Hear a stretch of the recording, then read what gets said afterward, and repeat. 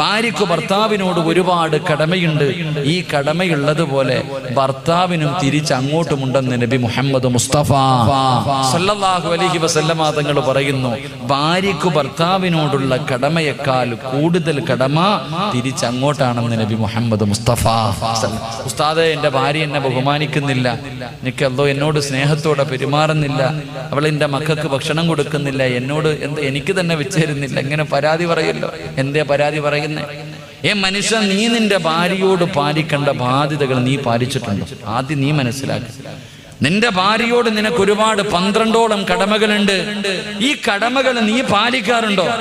നീ പാലിച്ചാൽ നിന്റെ ഭാര്യയോട് നീ ഒന്നും പറയണ്ട, അവൾ എല്ലാം നിനക്ക് ചെയ്തു തരും. നീ വീടിൻ്റെ അകത്ത് ചെന്നാൽ മതി, ഭക്ഷണം മുന്നിലുണ്ടാകും, നിന്റെ വസ്ത്രം കഴുകിത്തരും, നിന്റെ ഉമ്മാനെ നോക്കും, നിന്റെ ഉപ്പാനെ നോക്കും, നിന്റെ കൂടൊപ്പം ഒരു പരാതി നിന്റെ ഭാര്യയ്ക്കില്ലെന്നേ.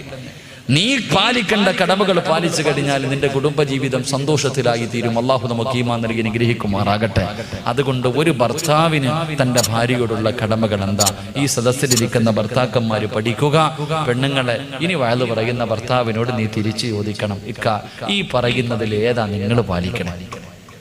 ഈ ഉസ്താദ് പറഞ്ഞ ഈ കാര്യങ്ങളിൽ ഇത്രയും കടമകൾ ഒരു ഭർത്താവിന് തന്റെ ഭാര്യയോടുണ്ട്, നിങ്ങളിൽ ഏതാണ് പാലിക്കുന്നത് എന്ന് തിരിച്ച് ഭർത്താവിനോട് ചോദിക്കണം. തമ്മിലടിക്കാനല്ല, അദ്ദേഹത്തിന് പറഞ്ഞു മനസ്സിലാക്കി കൊടുക്കണം. അത് നിന്റെയും ബാധ്യതയാ. അള്ളാഹു നമുക്ക് ഈമാൻ നൽകി അനുഗ്രഹിക്കുമാറാകട്ടെ.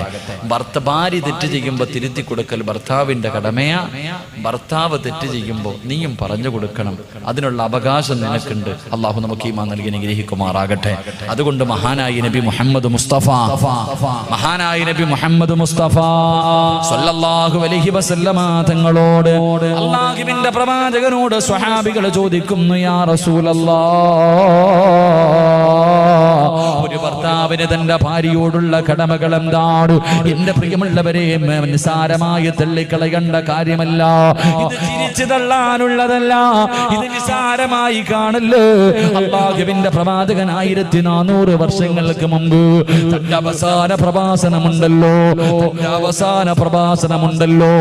ആ പ്രഭാഷണത്തില് 1,20,000 പരം വരുന്ന സ്വഹാബാക്കൾ തന്റെ മുന്നിൽ നിൽക്കുമ്പോ അല്ലാഹുവിന്റെ റസൂല് പറഞ്ഞു, ഇത്തഖുല്ലാഹ ഫിന്നിസാ.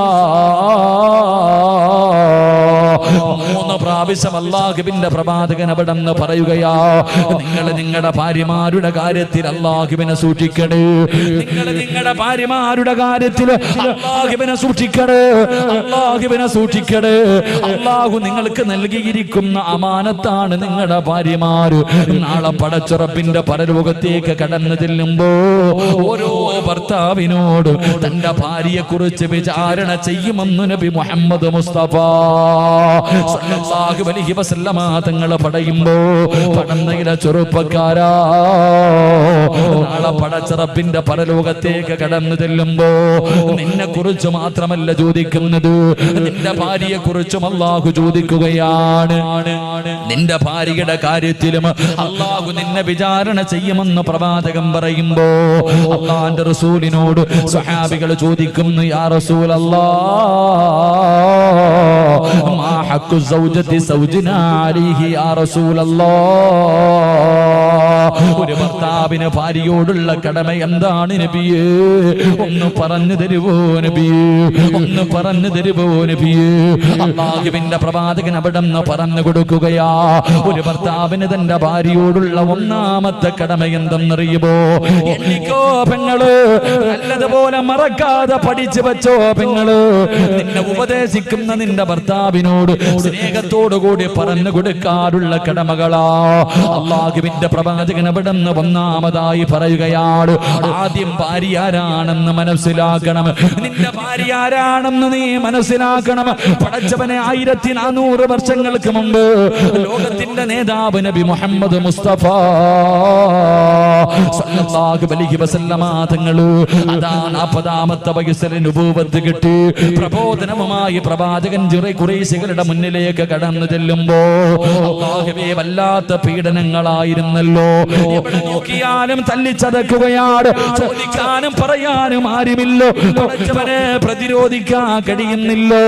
തന്റെ കണ്ണിന്റെ മുന്നിലിട്ട് പട്ടിക തല്ലുന്നത് പോലെ തല്ലിച്ചതയ്ക്കാൻ പടച്ചവനെ ചോദിക്കാൻ ഒരാളില്ലാത്ത അവസ്ഥ കടന്നു വരുമ്പോ എല്ലാവരും പ്രവാചകന്റെ മുന്നിൽ സ്വഹാബികൾ വന്നിട്ട് പരാതി പറയുകയാ. അവസാനം അല്ലാഹുവിന്റെ പ്രവാചകൻ മക്കയിൽ നിന്ന് മദീനയിലേക്ക് ഹിജ്റ പോകാ പറയുകയാ. എന്റെ പ്രിയമുള്ളവര്, എങ്ങനെയാണ് ഹിജ്റ പോയതെന്നറിയുമോ? തന്റെ ജീവിതകാലം മുഴുവനും കഷ്ടപ്പെട്ട് സമ്പാദിച്ചത് മുഴുവനും മക്കയിൽ ഉപേക്ഷിച്ചിട്ട് ഇട്ടിരുന്ന വസ്ത്രത്തോടു കൂടിയാണ് മദീനയിലേക്ക് കടന്നുപോയത്. എല്ലാവരും കടന്നുപോയി. അവസാനം മഹാനായ നബി മുഹമ്മദ് മുസ്തഫ സല്ലല്ലാഹു അലൈഹി വസല്ലമ തങ്ങളും അബൂബക്കർ തങ്ങളും കടന്നു പോവുകയാ. എങ്ങനെയാ സ്വീകരിച്ചത്? മദീന നിവാസികൾ എങ്ങനെയാണ് സ്വീകരിച്ചത്? മുഹാജിരീങ്ങൾ അൻസ്വാരീങ്ങൾ സ്വീകരിച്ചത് എങ്ങനെയെന്നറിയുവോ? രണ്ട് വീടുള്ളവർ വീട് കൊടുത്തു, പണമുള്ളവർ പണം കൊടുത്തു, തോട്ടമുള്ളവർ തോട്ടം കൊടുത്തു, പടച്ചവനെ വാഹനമുള്ളവർ വാഹനം കൊടുത്തു. എന്തിന് രണ്ട് ഭാര്യമാരുള്ളവർ ഒരു ഭാര്യതാ തലാക്ക് പറഞ്ഞിട്ട് മുഹാജിരീങ്ങൾക്ക് വിഭാഗം കടിച്ചു കൊടുത്തു. അൻസ്വാരീങ്ങൾ മുഹാജിരീങ്ങളെ ബഹുമാനിച്ചെന്ന് ചരിത്രം പറയുമ്പോ, സഹോദരാ, നിന്റെ കൂടെ നിൽക്കുന്ന നിന്റെ ഭാര്യ മുഹാജിറ, നിന്റെ കൂടെ ജീവിക്കുന്ന നിന്റെ ഭാര്യയുണ്ടല്ലോ, അവളൊരു മുഹാജിറാണ്. അവൾക്ക് വാപ്പയുണ്ട്, ഉമ്മയുണ്ട്, കൂടപ്പറപ്പുണ്ട്, വീടുണ്ട്, നാടുണ്ട്, കുടുംബക്കാരുണ്ട്. പക്ഷേ നീ നിന്റെ ഭാര്യ മഹർ കൊടുത്ത് വിഭാഗം കഴിച്ചു കഴിഞ്ഞപ്പോ അന്നു മുതൽ നിന്റെ വാപ്പയാണ് അവളുടെ വാപ്പ, നിന്റെ ഉമ്മയാണ് അവളുടെ ഉമ്മ, നിന്റെ കൂടപ്പറപ്പ് അവളുടെ കൂടപ്പറപ്പ്. പടച്ചവനെ അല്ലാഹുവേ, നിന്റെതെല്ലാം അവളുടേതാവുകയാണ്.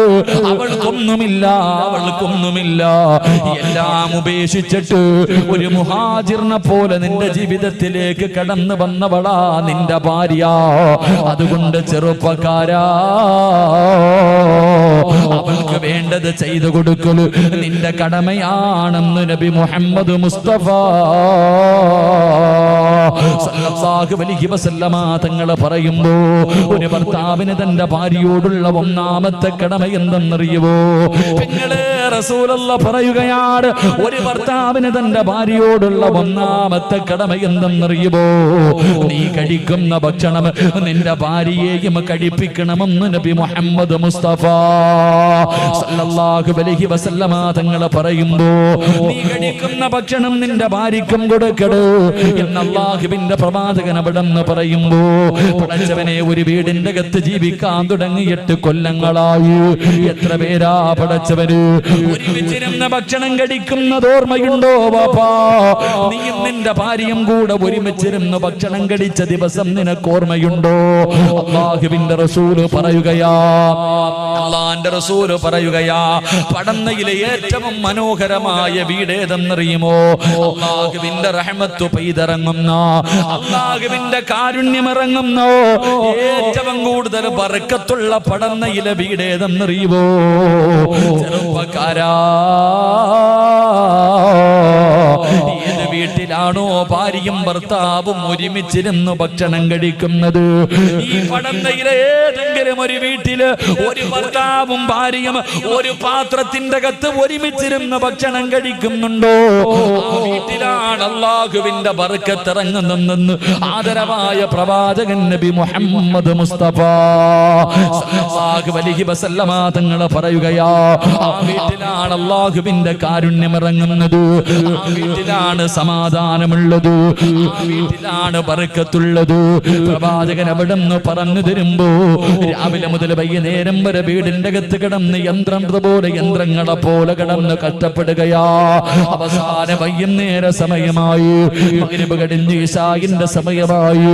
വീട്ടുകാർ മുഴുവനും ഭക്ഷണം കഴിക്കാനിരിക്കുകയാണ്. നിന്റെ പ്രിയപ്പെട്ടവൾ സർവ്വതും വിളമ്പി വെക്കുകയാണ്. മോളെ, നീ കഴിക്കുന്നില്ല. എന്റെ ഭർത്താവ് വന്നിട്ട് കഴിക്കാമെന്ന് പറഞ്ഞിട്ട് വന്നിട്ട് പടച്ചവനെ ഭാര്യ നിന്നെ കാത്തിരിക്കുകയാണ്. വീട്ടുകാര് മുഴുവനും ഭക്ഷണം കഴിച്ചിട്ട് കിടന്നുറക്കമായി. സ്നേഹമുള്ള ഭാര്യ ഉറങ്ങാതെ വീടിന്റെ കവാടത്തിൽ കണ്ണും നാട്ട് എന്റെ പ്രിയതമൻ വരുന്നുണ്ടോ, എന്റെ ഭർത്താവിനെ കാണുന്നില്ലല്ലോ. ടെൻഷനോടെ സമാധാനമില്ലാതെ വീടിന്റെ മുന്നിൽ കാത്തിരിക്കുകയാ. അവസാനം പടച്ചവനെ നീ നിന്റെ വീട്ടിലേക്ക് കടന്നു ചെന്നു. അവിടുന്ന് സലാം പറഞ്ഞു. ഭാര്യ വീടിന്റെ കവാടം തുറന്നു സലാം അടക്കുകയാ. അവിടെ നിക്കാ ഭക്ഷണം എടുക്കട്ടെ. ആ സമയത്ത് ചില ഭർത്താക്കന്മാര് പറയും, പെണ്ണ് എനിക്കൊന്ന് ഭക്ഷണം വേണ്ട, ഞാൻ എന്റെ കൂട്ടുകാരുടെ കൂടെ ഹോട്ടലിൽ പോയി വയറ് നിറച്ച് കടിച്ചിട്ടുണ്ട്. അല്ലാഹുവേ നീ വേണമെങ്കിൽ കടിച്ചോ എന്ന് കാത്തിരുന്ന ഭാര്യയോട് പറഞ്ഞിട്ട് കിടപ്പറയിലേക്ക് കടന്നു പോകുന്ന ചെറുപ്പക്കാരാ, നിന്റെ ഭാര്യയുടെ മനസ്സെന്തേടാ ചിന്തിച്ചു നോക്കാത്തത്? ആ പാവം കടിച്ചാൽ ഇറങ്ങുവോ ഭാര്യക്ക് കഴിക്കാൻ? എന്റെ ഭാര്യക്ക് ഭക്ഷണം കഴിക്കാൻ തോന്നുവോ? സ്നേഹമുള്ളവരെല്ലാം മടക്കി വെച്ചിട്ട് പട്ടിണി വന്നിട്ട് നിന്റെ ചാരത്ത് കിടക്കുകയാ. ചെറുപ്പക്കാരാ, കരുണയില്ലാത്തവനാകരുത്, നന്ദിയില്ലാത്തവനാകരുത്. മോനെ, നിന്റെ ഭാര്യയുടെ കൂടെ നിനക്കൊന്ന് പോയിരുന്ന് കഴിച്ചാൽ ഒരുപാടൊന്നും വേണ്ട ചെറുപ്പക്കാരാ. ഒരു കിള ഭക്ഷണം കഴിക്കാൻ നിന്റെ വയറ്റിലെ സ്ഥലമുണ്ടെങ്കിൽ നിനക്കൊന്ന് കടിച്ചുകൂടി.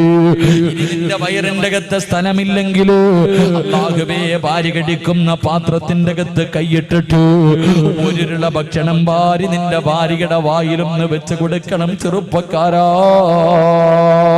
അല്ലാഹുവേ, അല്ലാതെ വയറ് നിറച്ച് തിന്നിട്ട് വന്ന് കിടക്കുന്ന ചെറുപ്പക്കാരാ, അത് നല്ലതാണെന്ന് നിനക്കാരാ പറഞ്ഞു തന്നത്? അതൊരിക്കലും ശരിയല്ല പൊന്നുമോര്. മഹാനായ നബി മുഹമ്മദ് മുസ്തഫ സല്ലല്ലാഹു അലൈഹി വസല്ലമ തങ്ങള് ഭർത്താവ് വരുന്നതിന് മുമ്പ് ഒറ്റയ്ക്ക് തിന്നുന്ന പെണ്ണുങ്ങൾക്കും ഇത് പാടവാ. പടച്ചവരെ, ഭർത്താവും ഭാര്യയും ഒരുമിച്ചിരുന്നാണ് കടിക്കേണ്ടത്. ഭാര്യയ്ക്ക് കൊടുക്കാതെ ഒറ്റയ്ക്ക് തിന്നുന്ന ഭർത്താക്കന്മാരോട് അല്ലാഹുവിന്റെ പ്രവാചകൻ ഒരു ദിവസമുണ്ടല്ലോ വിശന്ന വയറോടെ വീട്ടിലേക്ക് കടന്നു വരികയാ. ആയിഷ, എനിക്ക് വിശക്കുന്നു, എന്തെങ്കിലും കഴിക്കാറുണ്ടോ ആയിഷ? ആയിഷ ബീവി റളിയല്ലാഹു തആല അൻഹ 3 റൊട്ടി എടുത്ത് കൊണ്ടുവരികയാണ്. 3 റൊട്ടി എടുത്ത് കൊണ്ടുവന്ന് പ്രവാചകന്റെ മുന്നിലേക്ക് വെച്ചു കൊടുത്തു. യാ റസൂലല്ലാഹ്, ഈ 3 റൊട്ടിയല്ലാതെ ഒന്നുമില്ല നബിയേ എന്ന് പറഞ്ഞുകൊണ്ട് പ്രവാചകന്റെ മുന്നിൽ ഭക്ഷണം കൊണ്ടുവെക്കുകയാ. അല്ലാഹുവിന്റെ റസൂല് കടിക്കാൻ തുടങ്ങി. 3 റൊട്ടിയും അല്ലാഹുവിന്റെ പ്രവാചകൻ കടിച്ചു. 3 റൊട്ടിയും അല്ലാഹുവിന്റെ റസൂല് ഒറ്റയ്ക്കങ്ങ് കഴിക്കുകയാണ്. ഭക്ഷണം കടിച്ചു കഴിഞ്ഞപ്പോ പ്രവാചകൻ ഇരുന്ന് കരയുകയാ. എന്റെ ചെറുപ്പക്കാരാ, ലോകത്തിന്റെ നേതാവിന്റെ കണ്ണിങ്ങനെ നിറഞ്ഞൊഴുകുകയാണ്. പ്രവാചകന് കരയുന്നത് കണ്ടപ്പോ ആയിഷ ബീബി റളിയല്ലാഹു തആല അൻഹ അവിടുന്ന് ചോദിച്ചു, നബിയേ യാ റസൂലല്ലാഹ്, എന്തിനാ നബിയേ കരയുന്നത്? ആയിഷ, നിനക്ക് തരാതെ ഞാൻ തിന്നല്ലോ ആയിഷ. ഇന്ന് നിന്നെ ഞാൻ പട്ടിണി കിട്ടല്ലോ. നിനക്ക് തരാതെ ഞാൻ കടിച്ചു പോയല്ലോ. അറിയാതെ കടിച്ചു പോയതാ റസൂലുള്ളാഹി, അറിയാതെ കടിച്ചു പോയതോ. പടച്ചവനെ, പ്രവാചകനോട് കരയുന്ന ഭർത്താവിനോട് ആയിഷ ബീബി റളിയല്ലാഹു തആല